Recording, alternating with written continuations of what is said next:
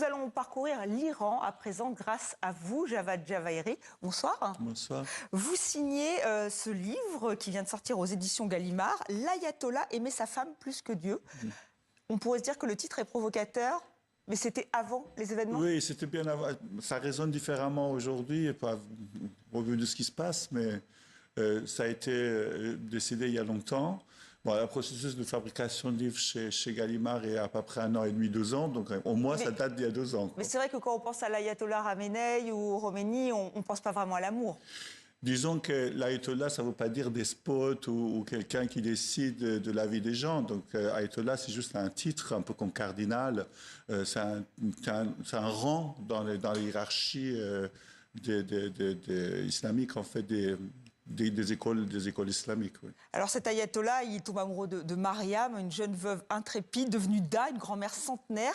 Son histoire nous fait voyager dans un Iran ancien, nostalgique, très loin de ce qui se passe aujourd'hui. Est-ce que vous êtes inquiet? Est-ce que vous êtes toujours en contact avec vos proches en Iran? Qu'est-ce qu'ils vous disent? Mon côté iranien est très inquiet, bien sûr, oui. Donc je suis en contact avec des amis, de la famille. Bon, ils sont tous inquiets. Vous savez, pour la première fois en tant qu'Iranien vivant en France, on est tiraillé entre ces sentiments. On ne sait pas à quel côté de l'histoire maintenant il faut qu'on se place.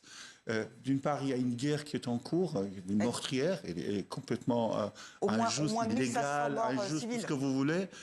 C'est mal engagé, c'est mal conduite, et puis mené par des gens on ne sait pas vraiment ce qu'ils cherchent. Enfin, on sait, mais ça ne va pas dans le sens de l'intérêt des Iraniens.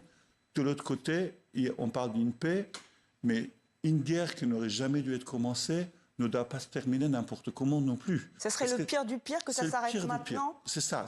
En fait, moi qui je suis complètement contre la guerre par principe, et surtout parce que celui-là heurte complètement tout principe international des droits, etc., tout ce qu'on veut.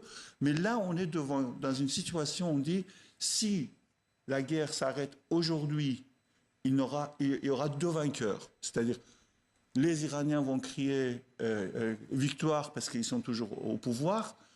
Les belligérants vont crier victoire en disant on les a écrasés, on a détruit toutes les infrastructures, etc., etc. Il y aura un perdant, c'est la société civile iranienne. D'ailleurs, vous signez cette tribune pour le journal Libération. C'est ainsi que nous sommes réduits à regarder le ciel d'où est censé tomber notre salut. Vous évoquez cette schizophrénie collective, une certaine apathie aussi de la diaspora que vous regrettez?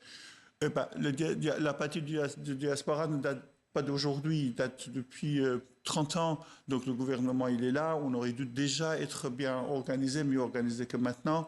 Là, aujourd'hui, la diaspora est complètement fractionnée. On ne peut plus s'entendre sur plusieurs questions, mais ça, c'est le problème qui sévit actuellement dans les rangs des opposants du gouvernement islamique. Ce qui est très bénéfique, d'ailleurs, pour le gouvernement islamique. Je pense qu'il est aussi derrière cette division, voilà, donc par ses proxys, etc., par ses trolls. Mais cela étant, la situation actuelle est extrêmement complexe, y compris pour les Iraniens.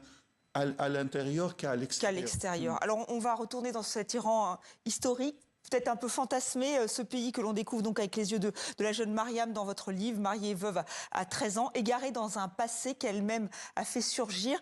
Vous vouliez raviver les images d'un pays qui n'existe plus? Moi, j'ai pris l'exemple de Mariam, donc c'est une centenaire, donc un siècle.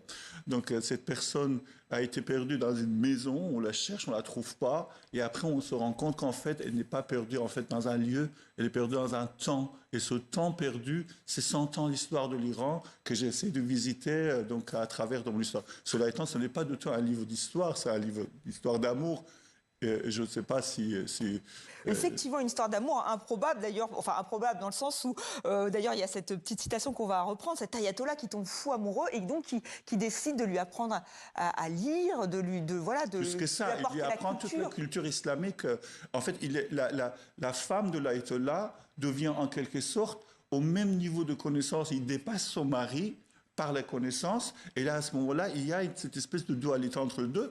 Et le pire des choses, c'est que, comme on dit, le raisonnement peut conduire à l'hérésie, étant donné qu'elle raisonne, et elle n'est pas entravée par les dogmes, parce qu'elle est comme ça.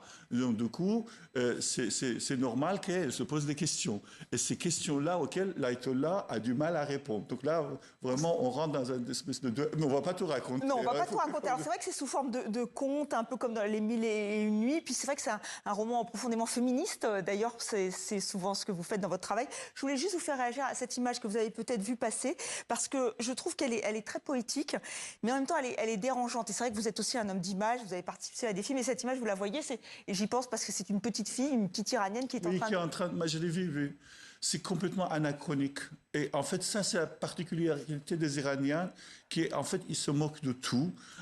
Là, par exemple, j'ai eu des images, des vidéos où les jeunes Iraniens, ils étaient sur la hauteur de Téhéran, parce que Téhéran est dans une cuve, ils étaient dans la hauteur, donc ils voyaient, et donc les bombes, les missiles tombaient, ils étaient en train de fumer et boire et commenter ce qui arrivait, comme si vraiment ils étaient en train de regarder un pays étranger, comme si c'était pas leur pays.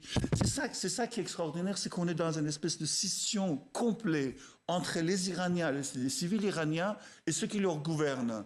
Voilà, et écoutez, merci infiniment, je recommande ce livre, il vous transporte, l'Ayatollah aimait sa femme plus que Dieu. Merci infiniment d'être venu. Merci beaucoup, merci.